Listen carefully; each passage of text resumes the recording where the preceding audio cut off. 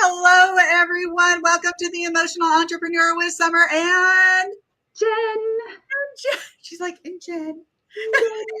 I'm trying to figure out a different way to say that. It just sounds funny. Jen.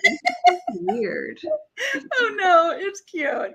It's so cute. Oh, it's so cute. Oh yeah, absolutely. How is everybody today? Let us know. Yeah, let us know. Special day. It is our special day, and I'm so excited to be here with you, Jen, and all the people who are going to be joining us today. Yes. It's 4 years. I know. It's our 4-year anniversary since we started this during pandemic. 4 years. I cannot believe it. I know. We stuck with it. Aries, these fire signs. Like we stuck with it 4 years through COVID and then some. Right. It was during COVID and it was so crazy. But here we are. So exciting. And it's always been this, constant evolving of, okay, how do we do better? How do we serve our community better? What are other things that we can, do and talk and show up better? So it's really exciting to see the growth and all the different things that we've gone through. And, it's just this continuous journey of growth and becoming better versions of ourselves. I love that. Thank you. And tell us if you've been with us, and I know you've been out there with us, Bibiana, for these 4 years. If you've been with us, tell us about that evolution during your life and how maybe a show or a topic has impacted you, because we are really excited every week to be here with you, but we also want people to jump on board and say, hey, listen, this has helped me, or, maybe cover this, or, because we'd love to hear from our community. We love the engagement. We want to hear from you. We want to hear what you've learned, what you've put into practice, because there's so many tips. And if you miss any of these, you can always go watch the replays on our YouTube channel, or even here on Instagram or on LinkedIn. So check it out. But we're going to jump right into the topic, and yay to 4 years. We've done it. Like I said, Jen and I can get really creative. We've got this great balance, I think, Jen, just within ourselves. And then between the two of us of using that left and right brain, and yes, being really creative, but also being very strategic and understanding like there are certain things that we need to do to check the boxes, but yet, infusing that creativity. So we went through some changes here. It is, trademarked the Life, Love, and Money Show, but we've rebranded to call it the Emotional Entrepreneur. And yet again, we are going to be doing something new in the future, and we're going to be infusing some topics related to mentorship, because it is so important in everything that we do, both personally and professionally. So get ready, because we're going to be talking about mentorship and what cross-generational mentorship is right here on this show too. And we want to hear from you. So Jen, we're going to jump right into this: balancing passion and practicality and emotional struggles of decision-making. So, there's so much that goes along with this. There's so many areas of balancing passion and practicality. Oh, I know. even within myself. I'm like, oh, I just want to get so creative. I want to do this. But it's like, all right, Summer, what's your plan? What's your why? What's your mission? What's your goals for that? Right? So you got to get practical and strategic about why you're doing what you're doing out there. Jen? Yeah, I think also because we have shiny object syndrome, which I'm so guilty of. Those of you who know me, like I buy freaking everybody's program. It's like, oh my God, I want to, and it is because I love learning. I love learning. I love just knowing what's out there, how it can help, not just myself, but a lot of times I implement the things that I'm learning with the people I work with. I implement those strategies that I'm learning more so on my clients than myself. Yeah. But it's great because it's like, it's helping somebody. If I'm paying for it, I'm helping somebody with these things that I'm learning. But I know with what we're talking about with decision making, for me, it's just like, okay, should I really buy this now? Or am I having like shiny object syndrome? And I have to go through that decision making process too at some point where I'm like, okay, not now. And I had to, a lot of times, and those of you who are close to me, I have to always tell myself, slow down. Slow Both personally and professionally. Right. Oh my gosh. I have to, because then I'm just like, and then I'll be like, I'll just go through things so fast. And I'm like, okay, what did I just do? What did I just do? And then I'm backtracking, trying to like untangle whatever I did. I mean, it always works out, but I'm just like, why do I always take this route? And it's funny because we do that with programs, and I know Jen loves to learn, and sometimes these programs, they're not inexpensive, right? And they can be hundreds of thousands of dollars. I could have bought a car by now. I know. I'm like, whoa. Seriously, that's how much I invest in my learning and my growth. It's crazy. But you know what? It was also a side note. It was also a personal lesson for me to expand, what you call like your wealth container. And I learned that from my mentor. It was, because there was a time when I'd be like, oh my gosh, I can't buy that $197 program. Yeah. That's too expensive right now at that time, and I remember when I was in that space, but when I stretched and, I looked at things differently, I always said, it's interesting. Like I always found a way. Yeah. Even when I was like, I have no freaking idea how I'm going to pay for this. And that was all part of this decision making, because it's like, it was an emotional struggle. That's why I think I'm talking about this, because there were times I'm like, oh my gosh, I really want this, but oh my gosh, I don't know how I'm going to pay for this. But the more that I leaned into it, I always found a way somehow to just do it. But what I have found in going through that journey was now because when I say like my wealth container expanded, it's very interesting for me now to see how I've elevated, where I will look at a certain like high ticket program, and it doesn't phase me the way it used to. Yeah. Like I'll look at it and be like 10,000. Yeah, no problem. How are we going to do this? It's no longer that freak out mode, right? Like, oh gosh, like, and not even looking at it. Like now it's more like, how do I make this possible? Yeah. So it was a mindset shift for me, even, personally, where it's just so crazy why I think back, man, I remember just freaking out about making like a $67 monthly breakdown payment plan. Right. And to see how it's changed for me, it expanded so much so that I'm now welcoming more of that to come in. And to be, looking at it, well, like, how can we do this with grace and ease? It doesn't always have to be this freak out moment, immediately saying, oh, I can't do that. There's no freaking way, So it was an interesting personal journey as well for me as I was going through these emotional struggles of decision making. Yeah, absolutely. I love that. I think that for me, when we're talking about the emotional struggles of decision making, like, I love to learn. Obviously, I wouldn't have a doctorate if I didn't love to learn, because let me tell you, that last 5 years was a big push for me, right?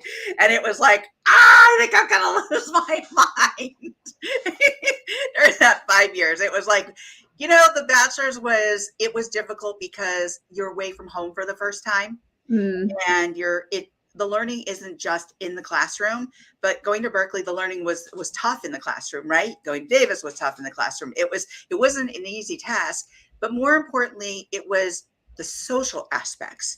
This is Yeah. why it's so important that we do get out and integrate with other humans, because those social connections make such a damn difference, right? It's Oh my like gosh.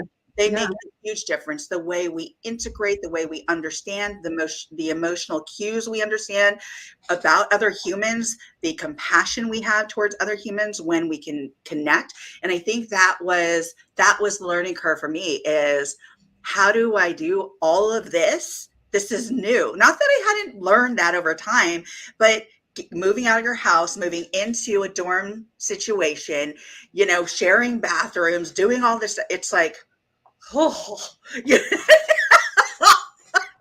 Yeah. And then did you have a roommate when you were in college? No, I had 3 like in my dorm, and I was like, Yeah. after the first year, I was like, I gotta move out of here. Like It's that's too many people. it's hard when you're having to deal with different people's habits, Their schedules. I mean, oh gosh. semester I had my friend Claire, and she was an ED major, so she was environmental design. Thank God we were both night owls, because she was like doing architecture stuff and design, and I'm like writing papers late at night. So thank goodness we had like a similar schedule, because we both like pushed into the night, right? Right. Not because we were waiting till last minute. It was just that was our schedule. And so I think that's why I'm a night owl. I just have always been that way. I used to be. And not that I haven't gotten up, because I've worked in hospitals. I had to be there at 6:30 in the morning or 7 o'clock in the morning, right? Wow. So it's like, I think, when we think about those learning curves, those decision-making things, so then it was, the master's was easy and the doctorate was very demanding. And so when you look at these different times in your life and these emotional struggles, I love to learn, but here's the thing, based on what you said, Jen, do I have a struggle over like spending $10,000? No, not at all. My struggle is, do I want to invest in that? Because am I going to follow through on that $10,000 program? Right. And me right now, I'm like, it's a terminal degree, folks. Like, I research all the time. I love to have access or time for leisure reading, but my reading time is research. It's always research. So do I want to spend $10,000 to apply some? Probably not. So it's like, where is it important for you, right? Right. Because I can go to different places to find that. And here's the other thing. When you want to reduce this emotional decision making process, understand your triggers. What are your triggers? What is triggering you to either not buy that or buy that? Or what is triggering you to do that or not do that? Or to implement a new program or not? And a lot of times it could be fear. A lot of times it could just be you talk yourself out of it for whatever reason, but understand your triggers and how far that goes back, right? If somebody told you something about yourself and you couldn't do it and you believe that, and then you have imposter syndrome, what is it that's triggering you? That's number one. But there's also tracking your emotional patterns. It's kind of like tracking your cycle. Like, what are your emotional patterns? Because we have them. We do have them. So keep a log of your emotions, of the changes in your emotions during different decision-making periods. Because I think that's really important.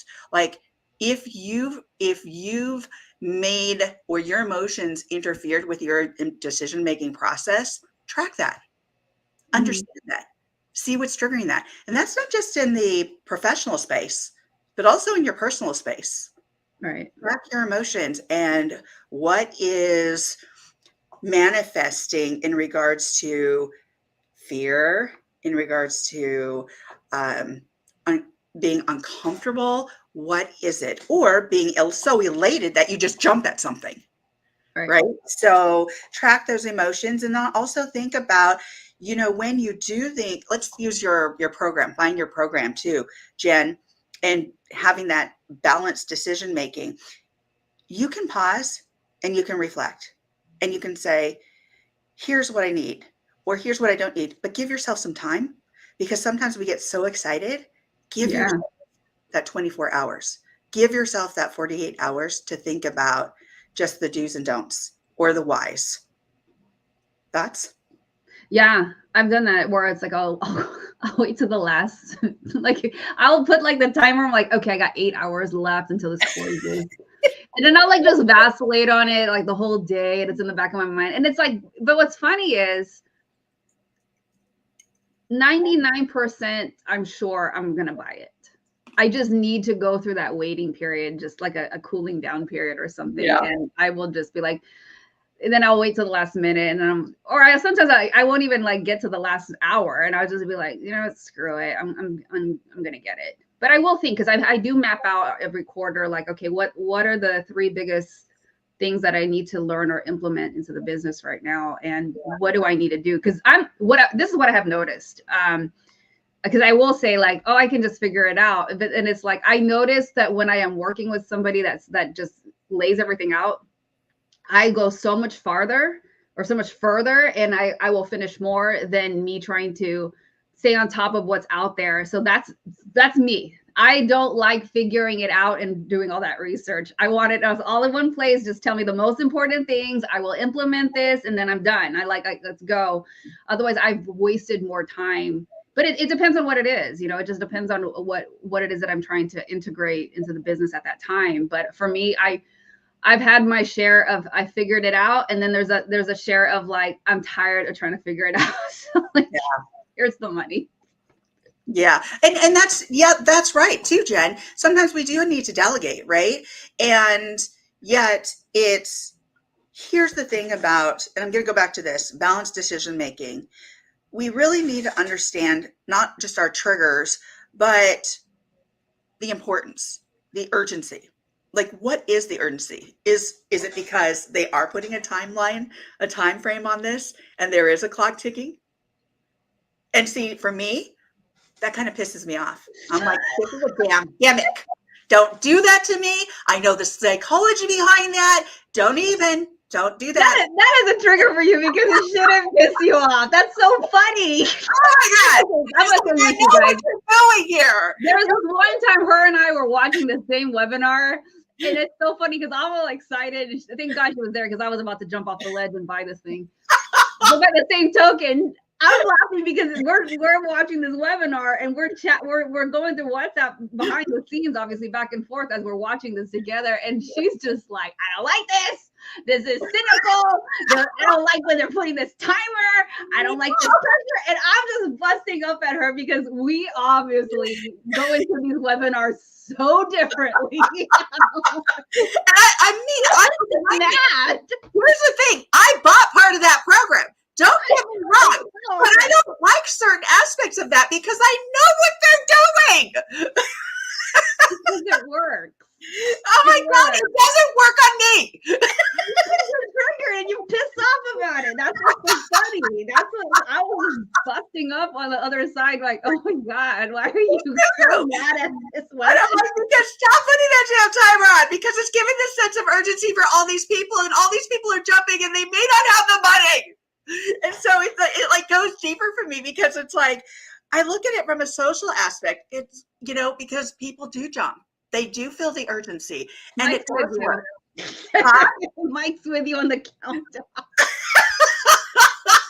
Okay, I'm going to read some of these comments because I asked the question earlier on, because it is our 4-year anniversary. I asked, what have you learned from this show in the last 4 years? Because many of you have been with us. You have joined the conversation, and we absolutely love that you've been here with us. Okay, so Viviana says, I love the chats about how to regroup and to focus on what we want to accomplish. People say that a lot, but this show offers ways to accomplish it. Wisdom for free is amazing. Aw, thank you. Hey, Mike. And then Viviana says, I was like this for books until I finally made myself a monthly budget. It was out of control. Yes. And that's another thing. There's planning. Yeah. See, I'm with you. I can't tell you how many books I buy and I haven't even read them. I was like, no more books. You got to read some of these. 2 stacks right here. 2 stacks of books. Books. I love books. I love programs. I don't shop. I don't buy clothes, and I don't buy makeup. I don't even like wearing makeup. But my vice, high ticket programs and low ticket programs and everything in between, and books and books. I mean, that's what I buy. I don't need makeup. I don't need a car. I don't need I need high ticket programs.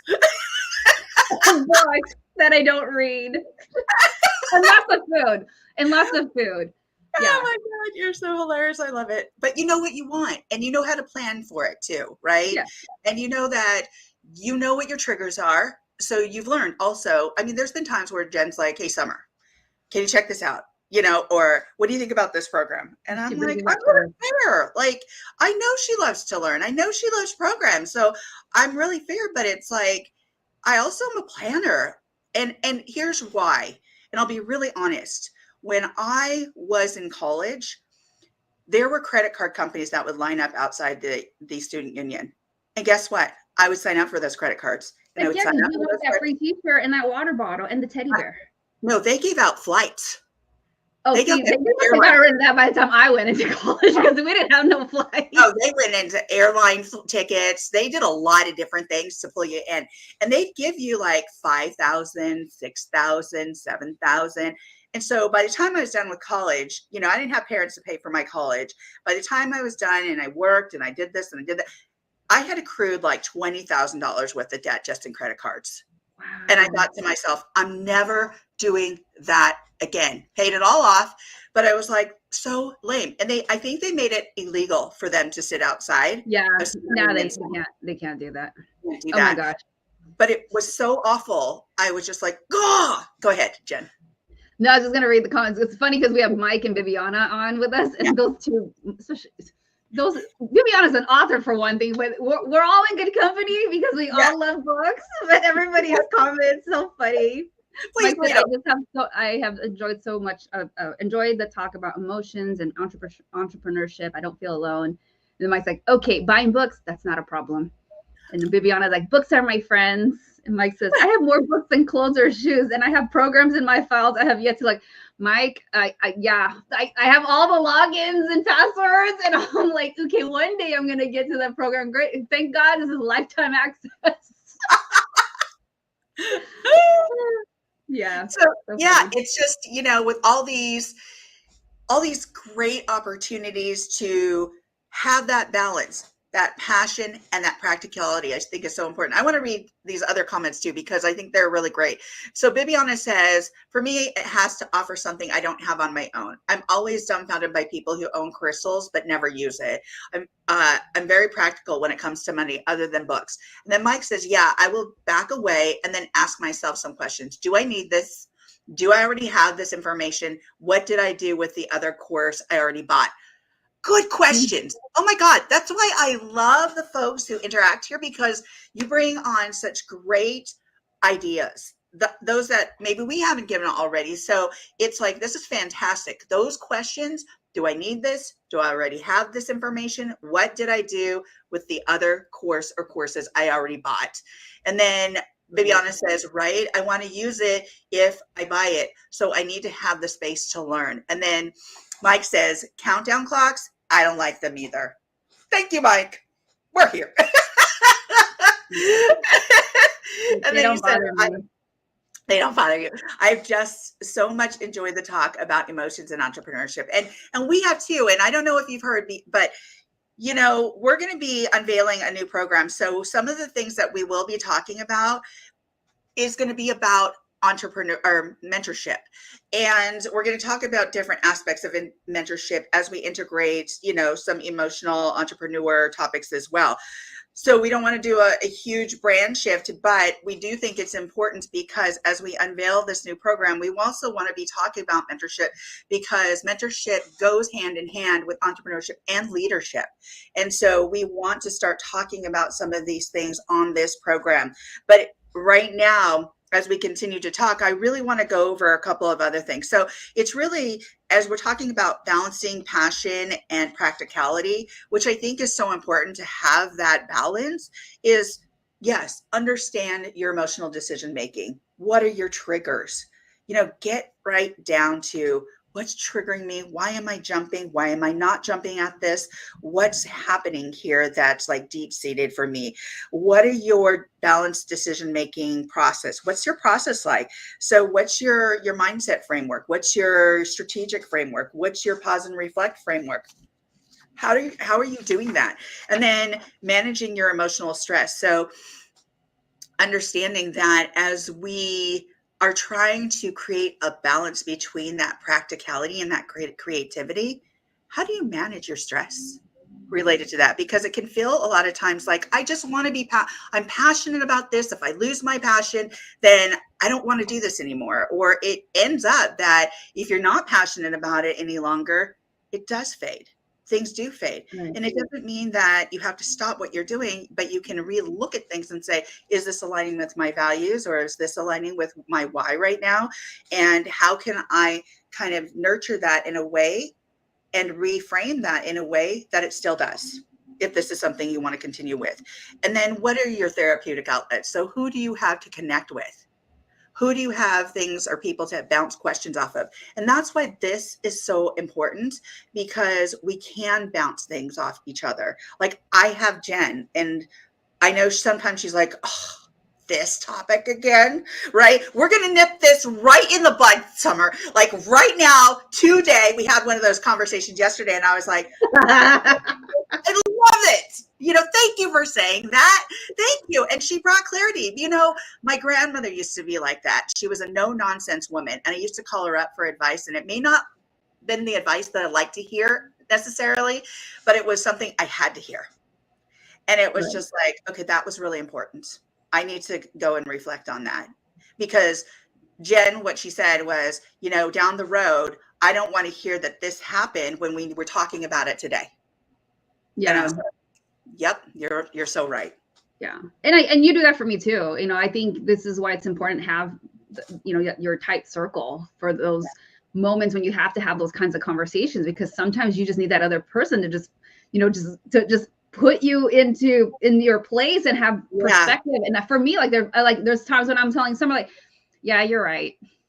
Yeah, you're right. Thank you for helping me see it that way, because we can't see it. We're in the whole situation, and then our feelings are involved. And sometimes it's like, I need that other person to bring that objectivity into the whole thing, and or to remind me, okay, but maybe this is what you were used to in the past. Yeah. Or maybe this is what you've gone through. So your past experiences are affecting the way you're experiencing XYZ today and now.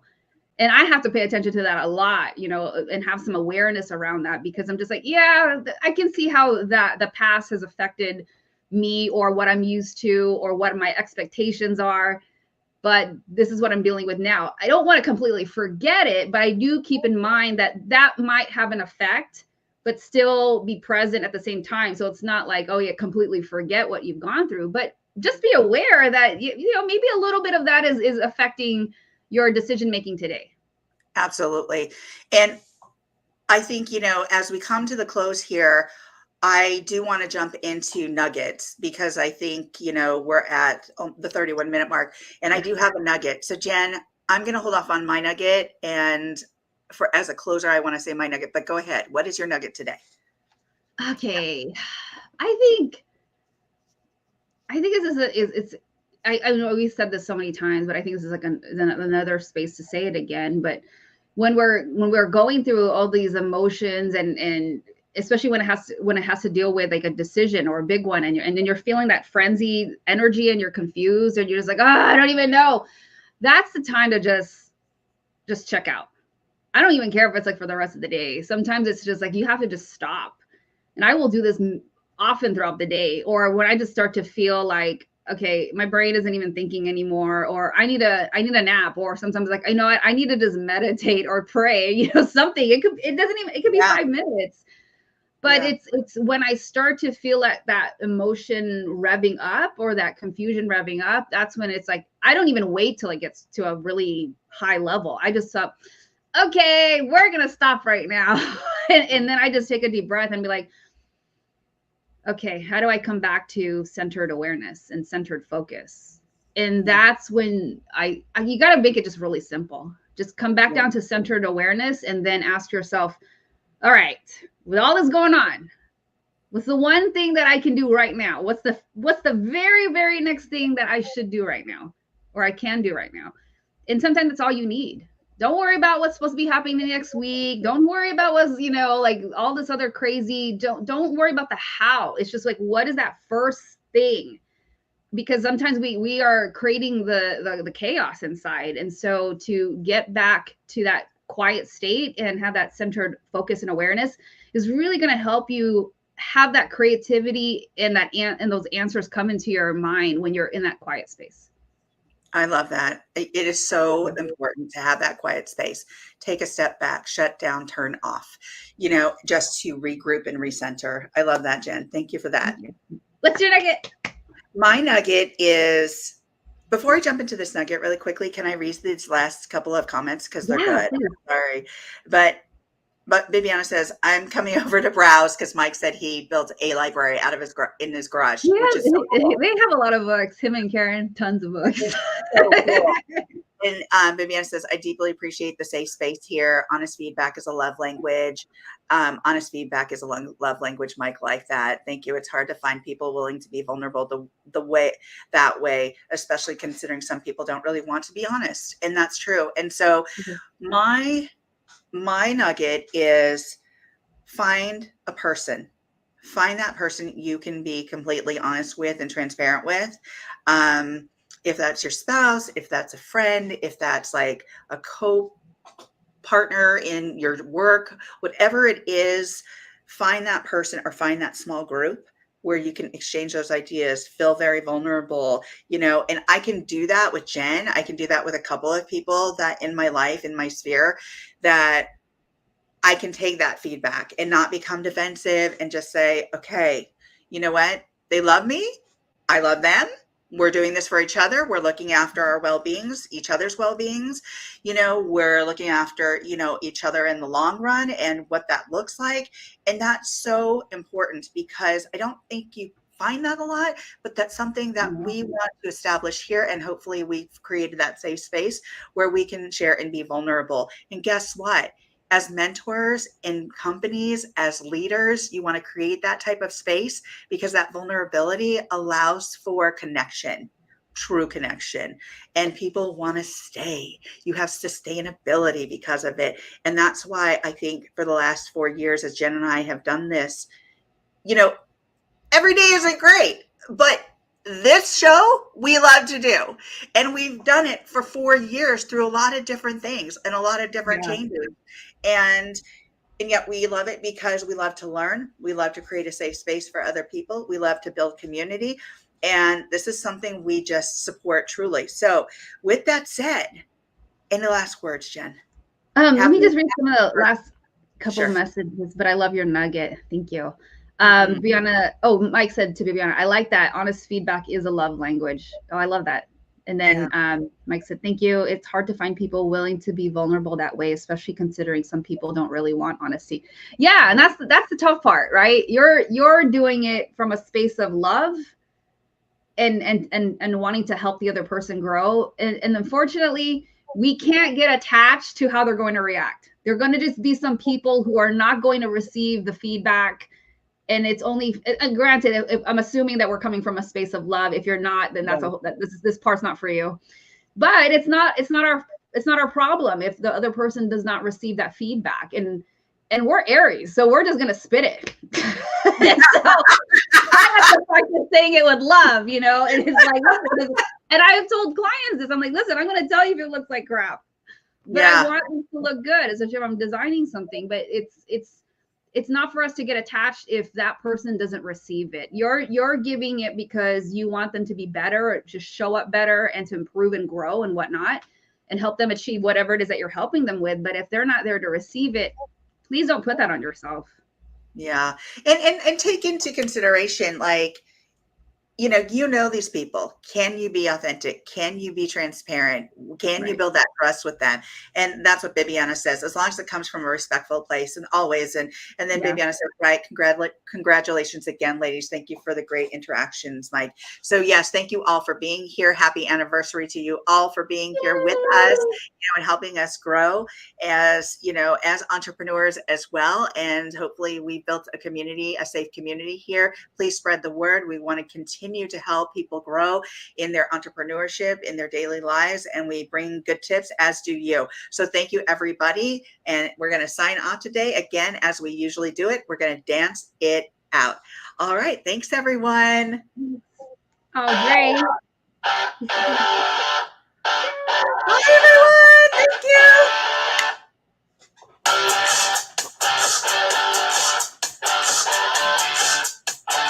Bye, everyone. Have a great week. See you next Tuesday.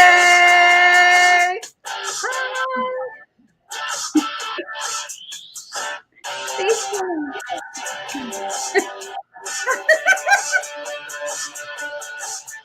Have a great week, everyone. Take care.